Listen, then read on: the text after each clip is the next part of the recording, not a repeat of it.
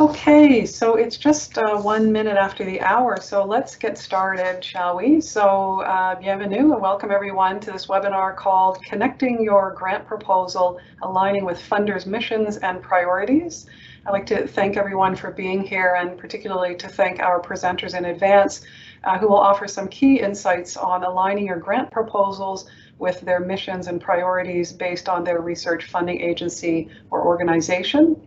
The intention of this session is to help clarify what types of research funding opportunities exist, and the hope is that you'll be able to best frame your research proposals relative to their missions and priorities. And so special thanks to Liz and the research office for all things logistics and for making this event a reality.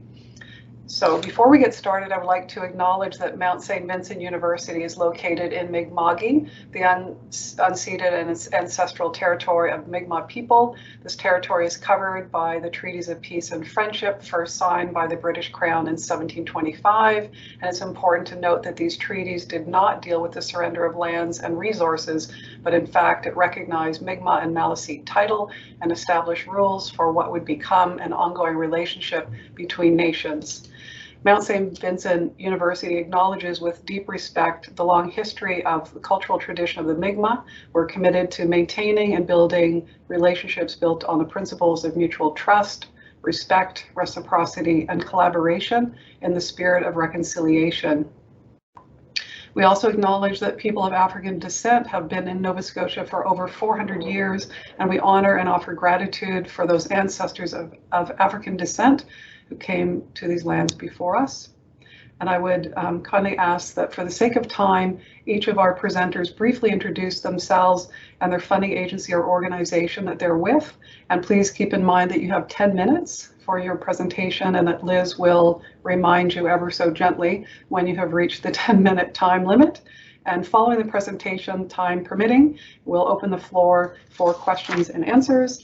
So let's get started with our first presenter, Jennifer McGill. Over to you, please, Jennifer. Thank you. Thanks very much for having me. It's appreciate even being at the beginning. I think you can tell I'm at the airport and I hope it's not too noisy. Does it sound okay? There may be some type of music pop up here randomly. I tried to find the quietest spot I could. I have a few slides I'm going to share, just 3 or 4 here, if that's okay. Can I put them up? So just by way of introductions, last time in the spring, I think it was, I was invited to come and share a little bit about our organization, but just in brief, I'm the executive director of Pier Labs. My pronouns are she, her, and we're based out of Halifax, just down on Lower Water Street. You could certainly look at us online and see the types of work that we do. But really, in a nutshell, what we're focused on in our research work over the last 3-4 years is about influencing equitable public policy pathways through action-oriented research. It's a bit of a mouthful, but I think this audience can kind of get behind what those words are. But I wanted to spend a little bit more time today kind of talking about some of the project spotlights, some existing and that are wrapping up, to give you a flavor of the type of work we're doing and the type of research and funders that have been really keen to invest in here in Atlantic Canada and Nova Scotia in particular. And one that has a strong connection to a partnership with the Mount that we're very, very excited about in food prescribing. So if that's okay, I think I'll just kind of step through these and give you a little bit of the tops of the waves, and then just round out with a slide around like what makes them really different from our perspective. So these 3 projects, I'll just start with Aspire Atlantic, is funded by ESDC federally through an organization called Future Skills Center, which many may be aware of. They were granted, that's a consortium between, I'll get this wrong, Toronto Metropolitan University, or the other way around, but formerly Ryerson University, Blueprint out of Toronto, and Conference Board of Canada. It's a demonstration project that we've been working on for 3.5 years, which takes helps understand the landscape of the labor market and focuses on moving unemployed or low-wage working populations into specific sectors with middle skill job vacancies and career advancement opportunities. So it really is an ecosystem model. We work, and you'll hear this thread and theme throughout these 3 projects and every single project we work on. We have 3 service provider organizations we're working with in the province of Nova Scotia, and 3 sector councils that we're working with in collaboration. So that project is actually on our website, a little bit more detail, never up to date perfectly, but we're just aiming toward delivering our final recommendations in the next few months, actually. There's been some really interesting practices there, and really at the core of this, and these are, you know, the language of this is sort of like wrapping those services around the job seeker right from the recruitment and screening of that individual all the way through providing those life things that folks need. Sometimes it's housing support, sometimes it's childcare or transportation through case management. But this new role in advancement coaching is these folks are sector-based. They have a lot of sector knowledge, whether it's construction, manufacturing, etc.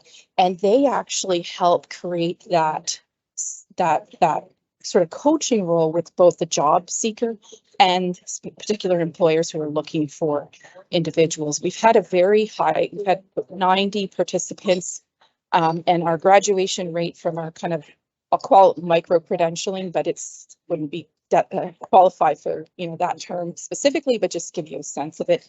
It's really about getting people not just attached and having a job, but actually helping them for years to come and advance in that sector, really build a career around it. So stay tuned for that report. We're going to be doing some webinars on that, and again, highlighting it takes a village. So we're very involved in that, and our role is really bringing that evidence-based evaluation, etc., to that work. We just about Christmas time last year, January, February, were successful in a collaborative proposal with Net Zero Atlantic. We're seeing more and more research obviously come to the forefront related to climate. Very exciting. I actually have worked in climate policy in a different movie of life, but very excited that the intersection with sort of the human factors is very much coming into play. And so we're combining behavioral science methodologies and working across Atlantic Canada with Memorial University, a prof there, with UNB, a professor there, with UPEI as well, and with University of Cape Breton and Dalhousie, to put together a sort of a consortium of academic perspectives and working in connection with those provincial net zero targets and goals, and working to frame interventions over the next few months, really, and over the next couple of years, test interventions with individuals in those provinces. So our role in that has been about conducting the literature scans, preparing kind of the evaluation, what research questions, the full research plan, and then working with the graduate students who will actually undergo working to complete the specific regional interventions. And then our role will be to roll all that up into to the findings. So that's an exciting one, and those are actually funded at present. And then more specifically, go forward, our fingers are definitely crossed. And on food prescribing, social prescribing is an area that, you know, certainly isn't a new thing, but I think it's the first time we've been kind of getting our heads wrapped around what does that look like? And I call it sort of a dual-sided model where, you know, the focus here, the funding would be coming from Public Health Agency of Canada, 50% there and 50% with Nova Scotia Health.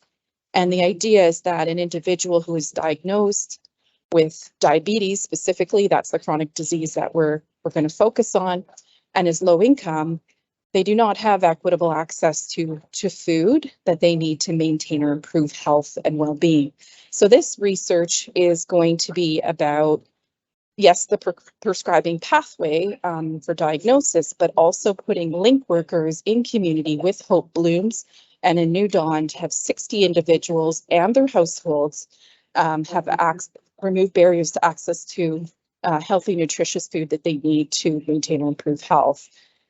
There is a consortium, again, of partners, very, very long, including the Mount and a few other universities as well, locally, and U of T, who has a Center of Social Prescribing. We have the Health Authority that I mentioned, also the Department of Health and Wellness, and of course, definitely not last or least, our two social enterprise organizations who really will provide the community response. What's really great about this is the two last things I'll say about this project. One, when the Health Authority said to us, we want to be an active partner, that's a difference maker, because we said we actually always want to hear that, because this type of work requires that the whole system understands the journey and what's working and what's not. And that's really important. I think specific to the Mount, our intention is to have students, and I see Matt's on the call. Mitacs has also offered a letter of support for this work, and we'll go through the process as well to support researchers actually being in community, working with our team at Pier Labs from the Mount, which makes complete sense in this kind of research to be collaborating. So we're really excited about that one, and I think I want to say weeks, but I feel like it'll still be a couple months before we hear back on that one. But it's looking very, very promising. I just have one more quick slide, and then we can. My computer's not. And so just to sum it up, I think some of the key insights I would share that may or may not be what we learn in our research is designing for social challenges through innovation. It's just really messy and uncertain. Ideas that we thought looked like a square end up like a circle, and we just continue to iterate and learn, and that's part of the developmental nature and how we actually apply different evaluation methods to it. Leveraging that existing evidence. We don't reinvent wheels. It really is about doing our homework in this space to build on and then embed more of the evaluation to generate evidence throughout the process to help inform decisions. Partnerships can't, I think you heard that thread throughout. It's about scaling the evidence and solutions and testing those to be able to collect that evidence.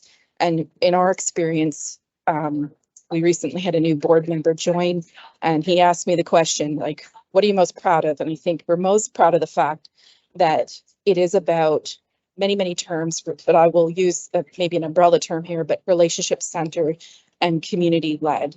And that's a principled approach in how we work, and we feel it's complicated, but it bringing that all together, but it's been most impactful.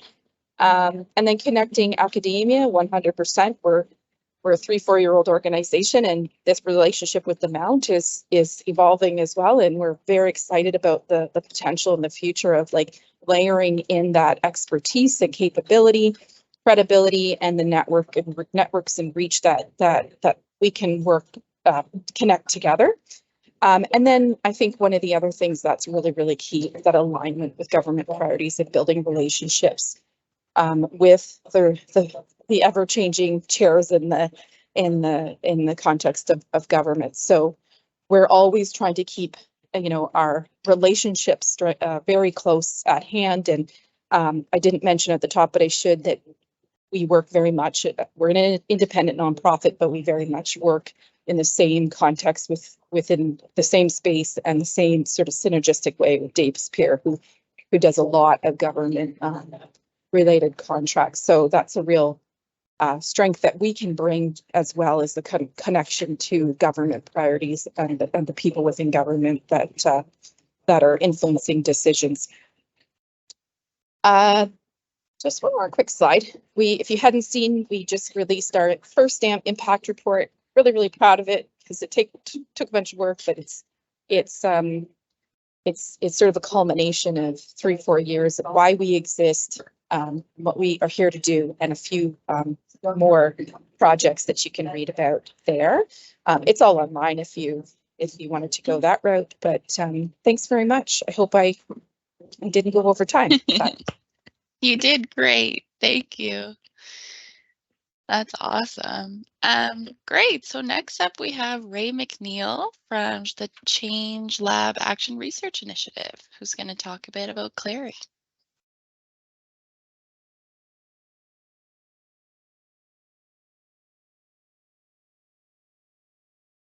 And you are muted currently, Ray. I thought that was you that did that. Okay.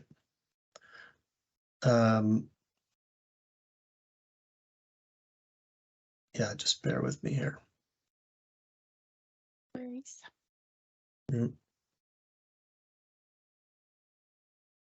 Is it supposed to do that? It looks good from my end. Oh, okay. So you can see it in the full Yep. screen. It's okay. Yeah. Okay, I'm also going to start my timer, Liz, so I don't go over here. This will be a quick explanation.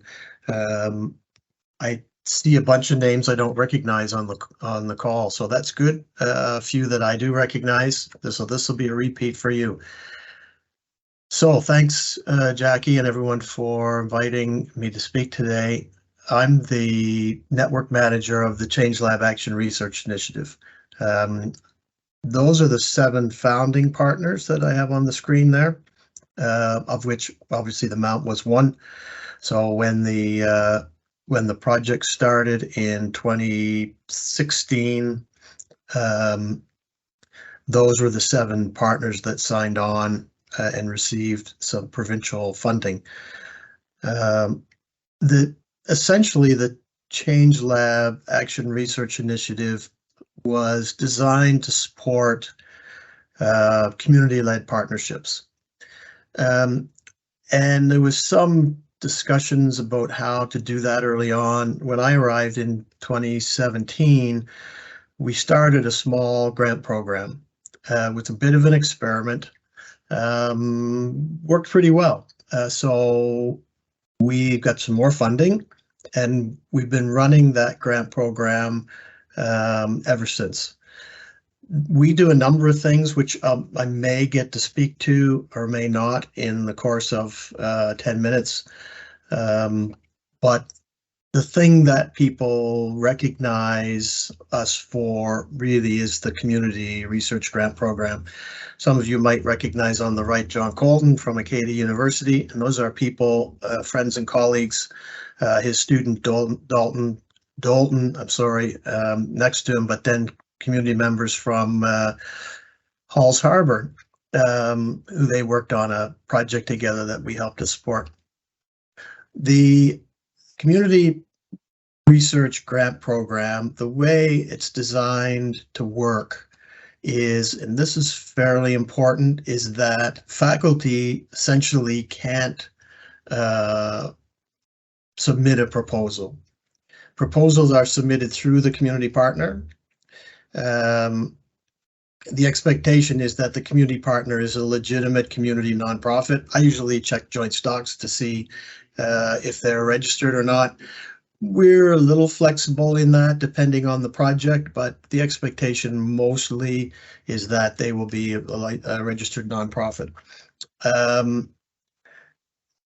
As with a lot of funding, faculty don't get paid. These are not contractual kinds of obligations. The idea is that the faculty is involved in an area of research that's important to them and they benefit in other ways. And also when there's a student involved, the student benefits through the faculty's involvement and the community partner benefits from both of their involvement. If there's some good information on our website at actionresearch.ca about eligible expenses. And so you can check that out. And of course, we try to be flexible. So a lot of times the answer to the question is, well, it depends. So we try to keep flexibility because each of the partnerships that show up in my office. They all have their own sort of unique twists and turns, and we want to be respectful of that, depending on who the faculty and community partners are. I won't go through this too much because this isn't relevant to the setup today that Jackie offered. But what we try to do is ensure that the community benefits, that the student benefits, and that when there is a student involved, and there often is, and that the faculty benefit in various ways. For the $7,500, which our grants top out at,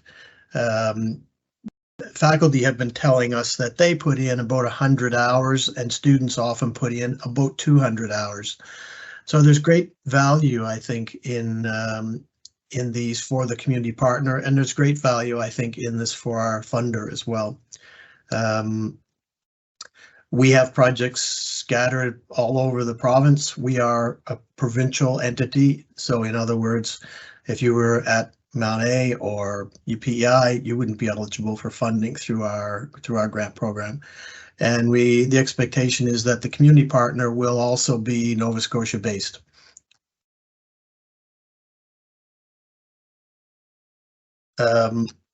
This screen is too small for me to read those numbers, but you can see some of the funding that we've undertaken, that we've distributed over the last 4 years.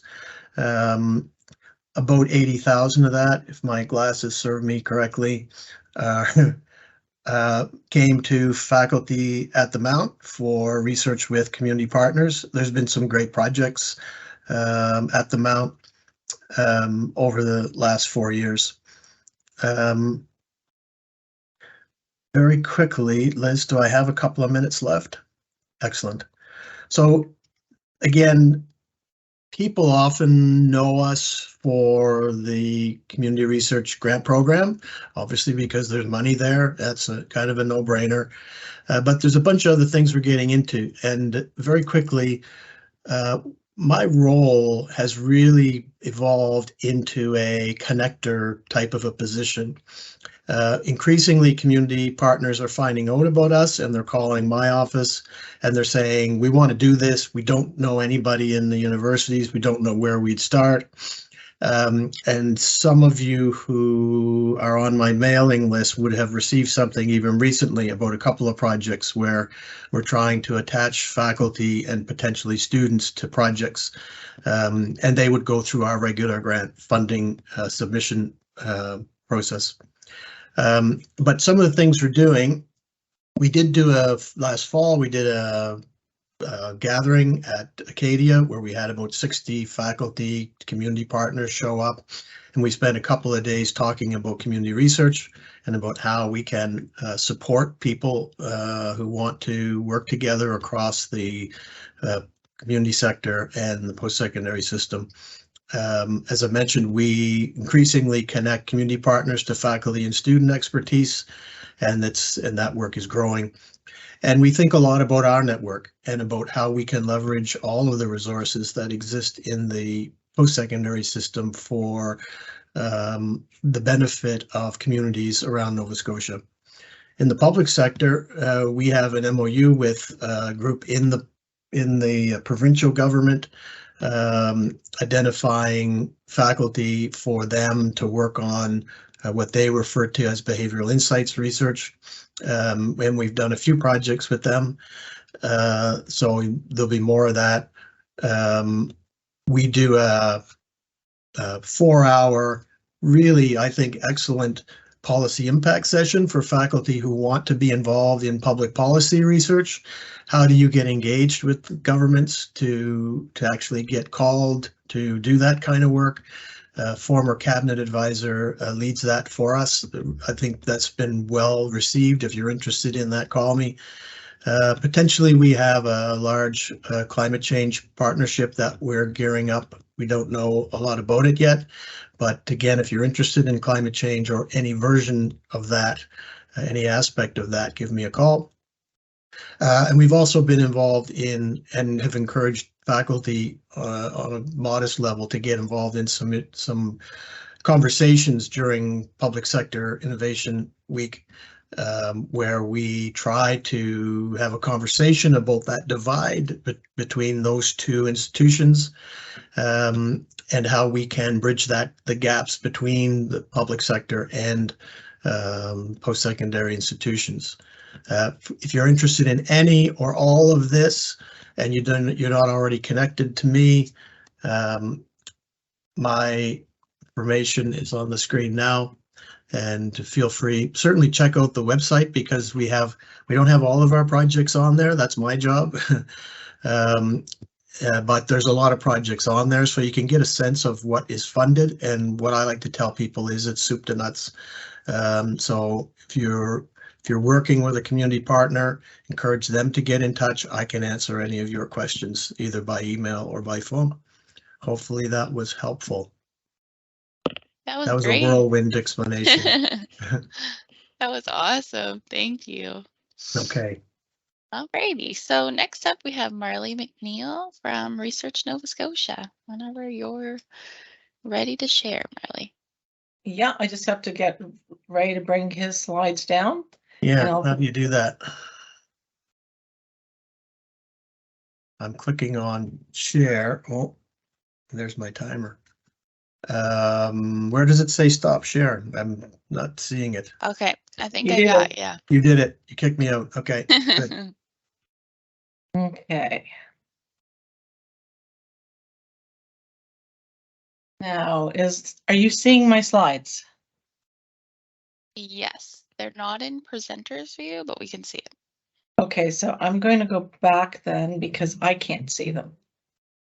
So just one moment, please.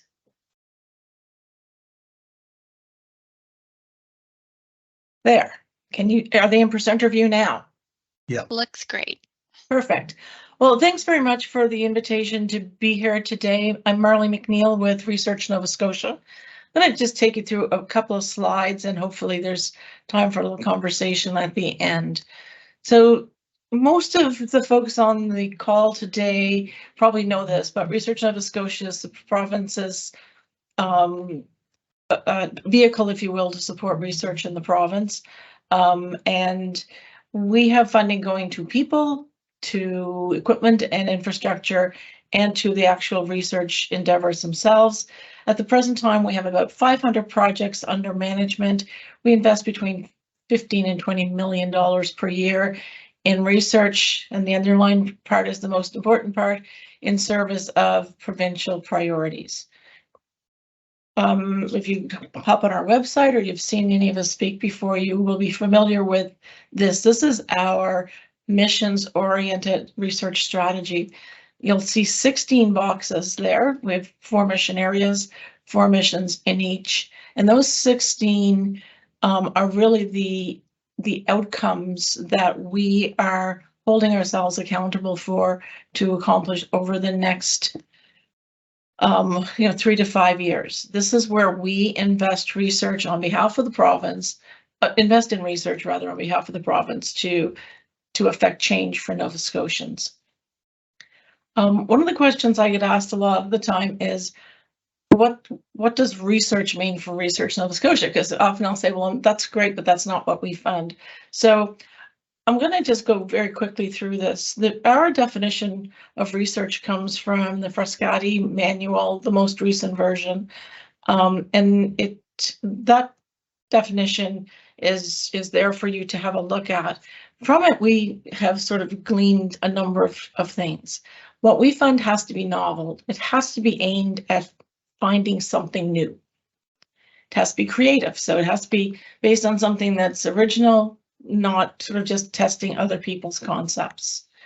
There has to be some uncertainty about it. Sort of, it's got to be experimental in that way. We're not sure really what's going to happen, but we're along with you to support you in finding that. It has to be systematic. In other words, very planned with proper methodology and budget. The information or the potential for new knowledge has to be there so that it can be used by others sort of as we move along. And in other words, there has to be this potential for application in new areas or contexts. So what does that mean for Research Nova Scotia? Well, we look at research for priority-driven research in 3 boxes. So the first one I have here is prestige. And that sounds like a kind of a negative word, and we don't mean it to be, but it's something that where value has been earned. This research is curiosity-driven.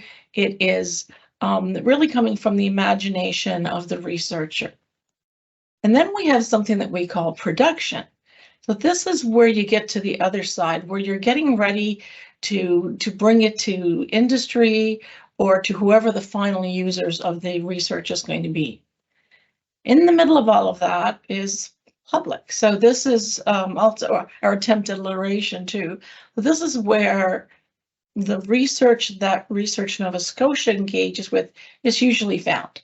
So this first one lists priorities. I'll use an example. Recently, a government-funded agency announced that they had, say, $700,000 to spend on research in the following 3 areas, and sort of put an open call. So there's no real priorities there. They're just kind of really interested to see what's out there. So that would kind of come under the listed priorities. This is where you get into Research Nova Scotia's bailiwick, where it's mission oriented. We are defining the outcomes that we want to see achieved, but we're open to many pathways for having that happen. And then there's mission directed, where we are saying, this is what we want to know, and this is how we want to see the project go. That sort of the last 2 boxes, or the second 2 boxes in the public area, is really where Research Nova Scotia is putting their intention right now. And then I use the word intention quite unintentionally, but there you go. I just wanted to spend a few minutes to talk about intentional research. I mentioned this when I spoke with you back in the spring, and I want to kind of just describe it a little bit more. So intentional research is a big part of what Research Nova Scotia does.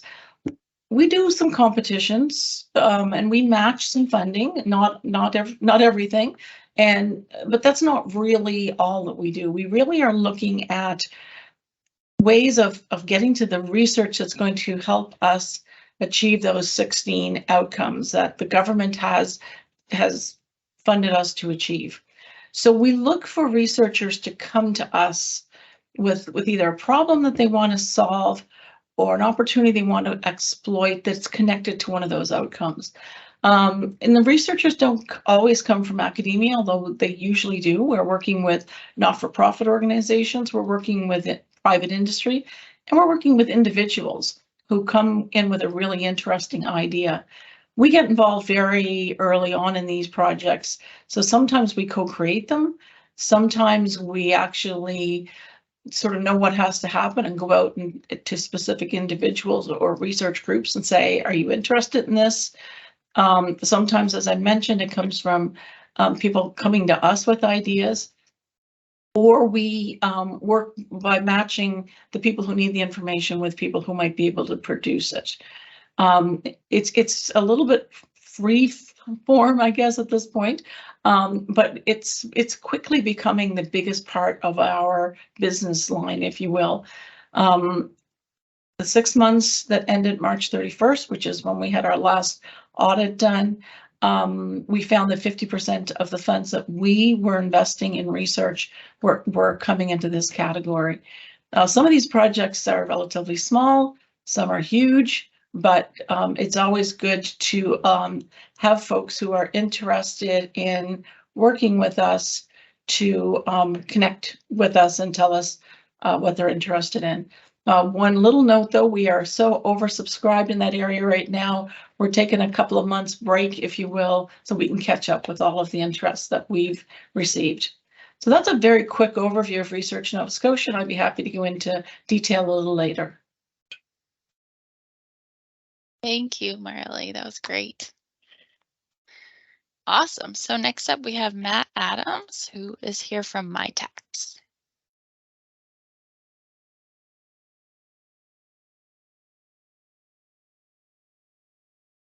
All right, let me see here. Let me know if you can see the full view or if you're just seeing my presenter view. Full view. Awesome. That usually doesn't happen. It's great to be in front of the group again with the Mount and all of the other folks in the local funding programs and local support programs. My name is Matt Adams. I'm a business development advisor with Mitacs based here in Halifax, and work with a number of the academic institutions, including Mount St. Vincent.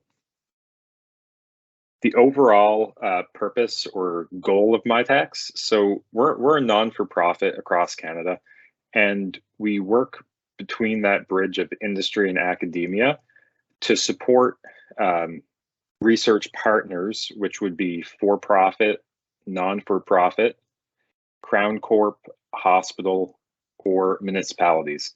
So effectively, any organization that's not directly government. And we do this through creating these student internships that are that kind of bridge between the university and that kind of industry partner to allow for the creation of new R&D, to allow those companies to be more profitable and ideally be able to hire more Nova Scotian graduates. We have a variety of funding programs. I'll start by saying these programs are all connected by this common theme that a project is undertaken by an academic supervisor, an industry partner, and the student from either the undergrad up to a postdoctoral fellow, or if they've graduated within the past 2 years, they're still eligible. All of the programs are running in this way. They are structured in these 4 to 6 month blocks of work with a $15,000 grant associated to it that is sent to the Mount. A research account is created and that student is paid through the Mount. These projects can be stacked and you can have larger or longer projects. So more students or an individual student working, say, for part of their master's or PhD program, or it could be an undergrad student in the summer. So that connects all of the programs. We have one stream called Accelerate, and this is to support research and development. So when there's a clear R&D question in mind, you can utilize this particular grant. How the projects come about, I'm meeting with industry partners. Danielle and Kevin, who support the Mount, are meeting with industry partners. Profs might be meeting with industry partners. So where the industry partner is coming from is varied, and we support one another to try to help get these projects off the ground. So the Accelerate stream is for research and development.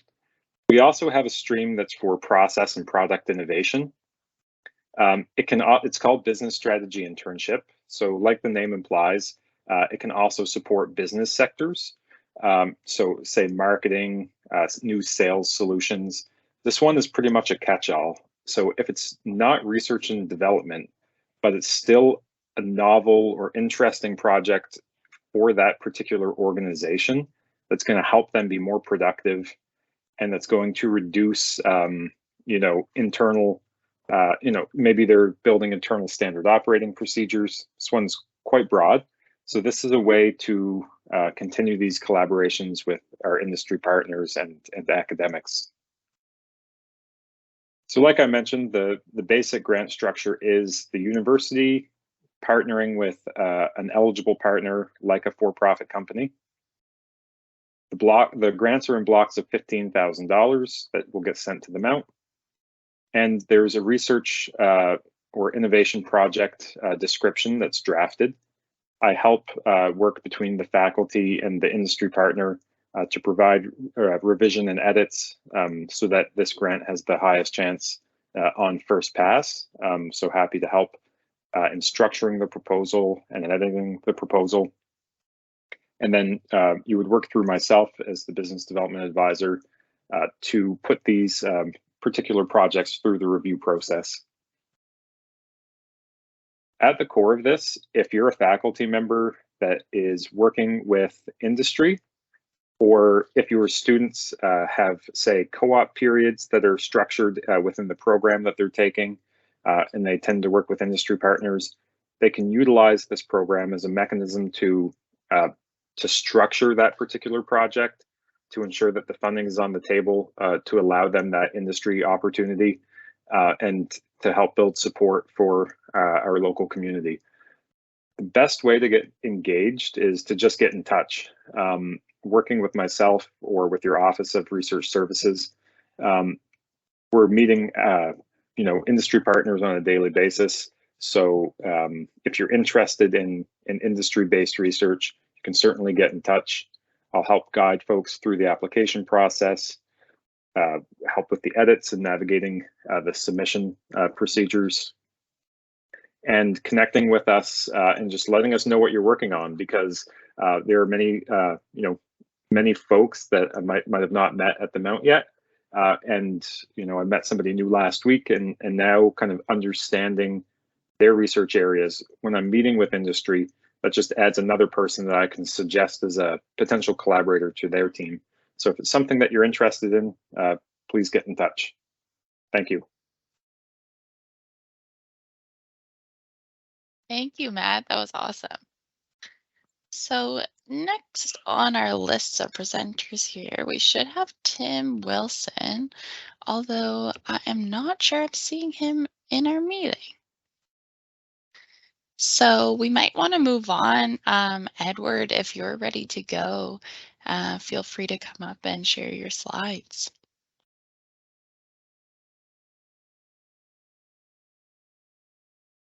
All right, perfect. Thank you very much. Pardon the late change in roster on our side. My name is Edward Irving. I'm a director in research partnerships at NSERC.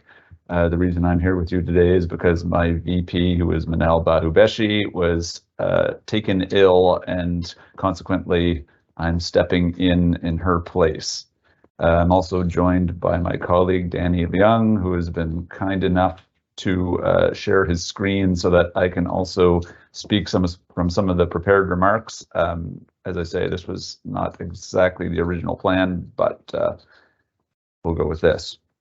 So I'm coming to you from Ottawa, where I work for NSERC, which is the Natural Sciences and Engineering Research Council of Canada, and we're the federal granting agency that supports natural sciences and engineering research in Canada. So today I'm going to be speaking about some NSERC plans and priorities, which I hope will provide you with inspiration as you build and grow your research programs at Mount St. Vincent. I'll be providing some tri-agency updates, specifically on equity, diversity and inclusion, and accessibility and research security. And I will also share information on NSERC's priorities and some key funding programs. Next slide, please. So I was supposed to be following Tim, who is going to be providing some updates on tri-agency policies. I guess I will be providing those without the lead in. So on the topic of EDI and accessibility, there are some updates to share, and then research security is a fast evolving field. On the EDI front, several government departments, which include the tri-agencies, have requested the Council of Canadian Academies to form an expert panel to assess best practices for EDI in the research ecosystem. This assessment will examine evidence-based measures that organizations in Canada and abroad are implementing to achieve EDI in research and academia. We're expecting the report to eventually be released in 24-25 and look forward to seeing how it will enhance efforts in this space.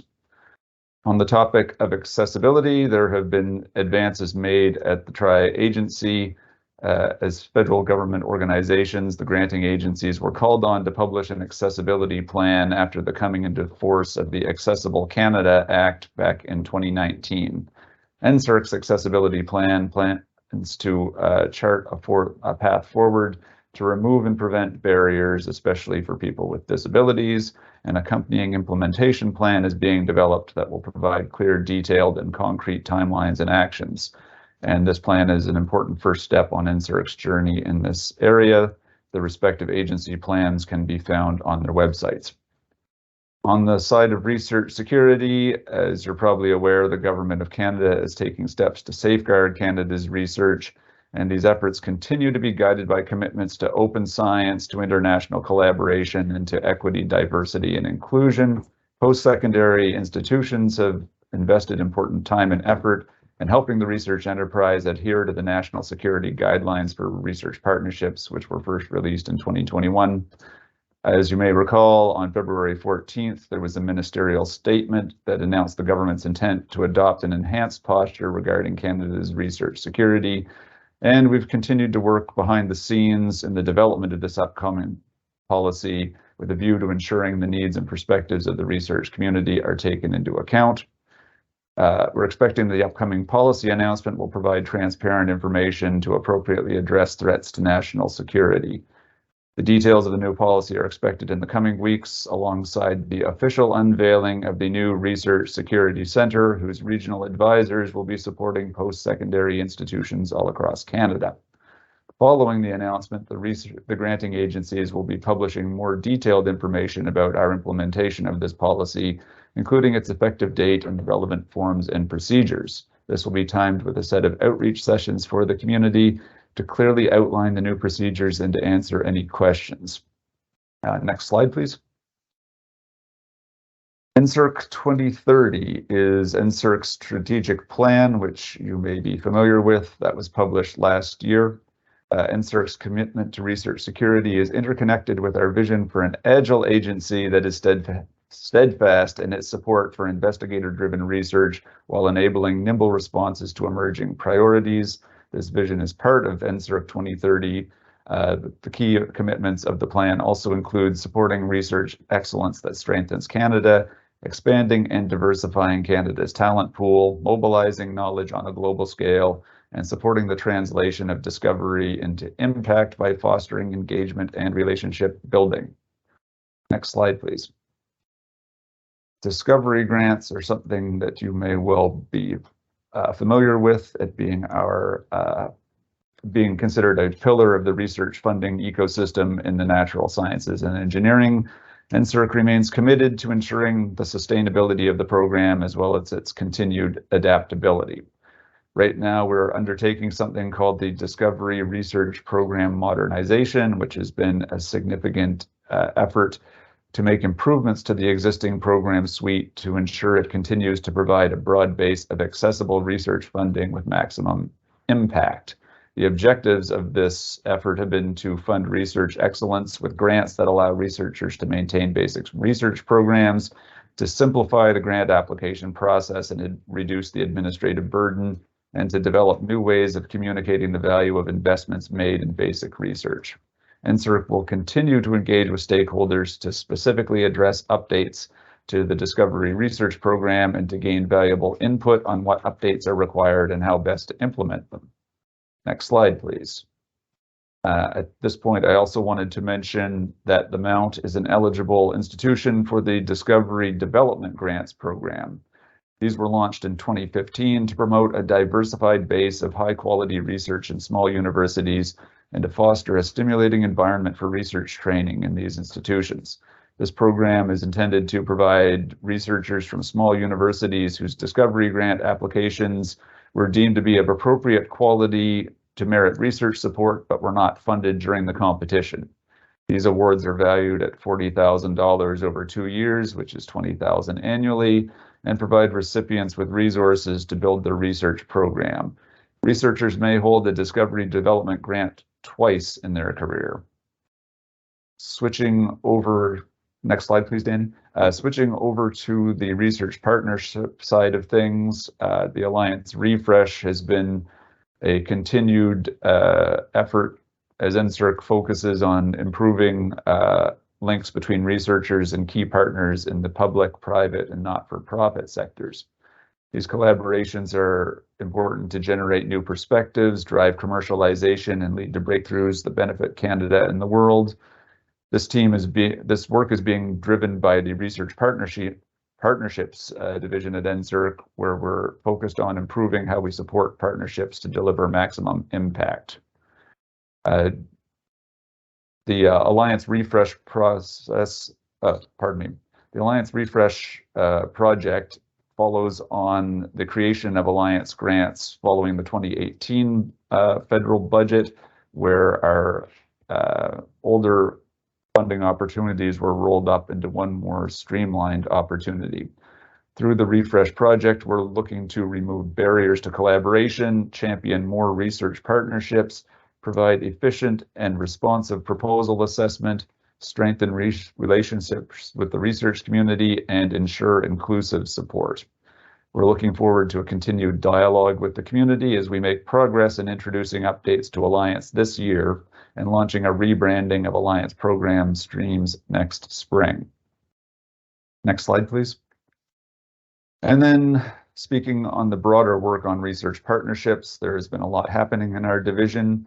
We're working to expand college applied research through the College and Community Innovation Program, which got money in budget 2023. We're supporting international research collaborations under Alliance International. We're working with key funding partners in the US, Australia, and the UK on the National Science Foundation's Global Centers Initiative to encourage and support international collaborative research on climate change and clean energy. We're delivering on the National Quantum Strategy, and we are mobilizing efforts on federal priorities through the Sustainable Agriculture Initiative, which is in collaboration with Agriculture and Agri-Food Canada and SSHRC. The Research Communities grants on robust, secure, and safe artificial intelligence with the Communications Security Establishment of Canada, and also through Alliance missions calls like the one just launched on critical minerals research and last year's call on anthropogenic greenhouse gas research. Next slide, please. So I hope this gives a quick and helpful update on ongoing priorities at NSERC. I hope I've highlighted some opportunities you can consider as you develop your research programs, and we look forward to continued engagement with the Mount and also for the question period to come. Thank you, Edward. That was awesome. So we'll just get Tim. I think you're on the call now to pop in and go ahead with your presentation. Thank you. Hi, Elizabeth. Thanks. My name's Tim Wilson. I'm the Associate Vice President of Research Programs here at SSHRC. So I want to thank Elizabeth for organizing this and for inviting me to present here today. I always love to talk about our programs, engage the community, and hear a bit back, whether it's comments or questions at the end. So what is SSHRC quickly? Hopefully most people know what it is, but Social Sciences and Humanities Research Council. We're the federal funding agency responsible for supporting research in social sciences and humanities in Canada. So we work closely with NSERC, who you just heard from, who supports obviously natural sciences and engineering, as well as our third council, CIHR, who supports health research. Today I'll talk about a few priorities that we're working on together, all three agencies, and I know Edward touched on a couple of other priorities that we're working on together. And I'll also talk very quickly, given we don't have a lot of time, but I'll try to give a very high overview of some of our core programs and deadlines and those types of things. I'll speak in English, but during the question period, if people have questions in French, please go ahead. I'm just trying to find the share function here.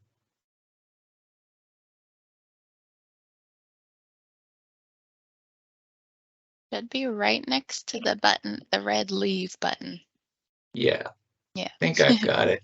Okay.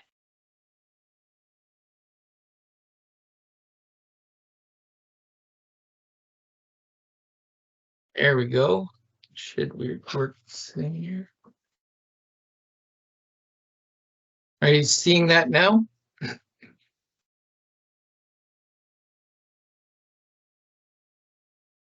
Yes.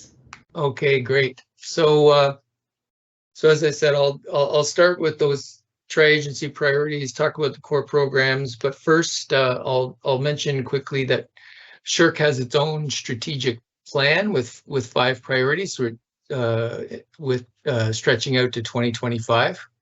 And the first priority is enhancing our global leadership in social sciences. And how I unpack that is in terms of ensuring that social sciences and humanities in Canada are on the cutting edge of where those disciplines are going in the future and continue to be leading disciplines around the world. That means supporting interdisciplinary research. That means supporting research from diverse perspectives, inclusive teams, etc.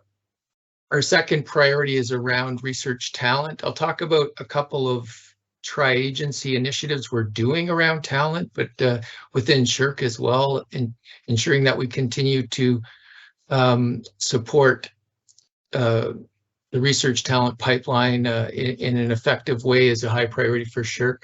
The third one is around the research enterprise, and that one really has to do with our support for research institutions, so universities primarily, and we have a couple of programs that fund the research institution directly, not just researchers, so to speak. The fourth priority around addressing global challenges, we have an initiative called Imagine Canada's Future, and we, through forecasting and scanning with experts and the community, we've identified a number of these future challenges where social sciences and humanities can make a significant contribution, and we want to shine a light on that and ensure researchers are aware of possibilities that they can team up among themselves or with non-academic sectors to address those challenges. And that's definitely our fourth priority. And then our fifth priority is more internally focused. It's about ensuring that we continue to be and continue to enhance our ability to be a nimble, forward-looking organization. So the first tri-agency priority I want to highlight is ongoing work that we've been doing in the councils on Indigenous research. So after a number of years of engagement and listening to the communities, the tri-agencies launched their Indigenous research strategy, setting new directions to support Indigenous research and research training in Canada in 2020. And it's built around 4 pillars, which include building relationships with Indigenous peoples, supporting research priorities of Indigenous peoples, creating greater funding accessibility, and championing leadership and self-determination. So there are a lot of tough issues to wrestle there, and we've made some progress around trying to define barriers to access to funding for Indigenous researchers and non-academic Indigenous not-for-profits, for instance, and trying to address those eligibility issues and in some of that work. We've also published, you can check out the first progress report that was released last year in terms of some of the work that was done on this initiative. And as I said, that work continues.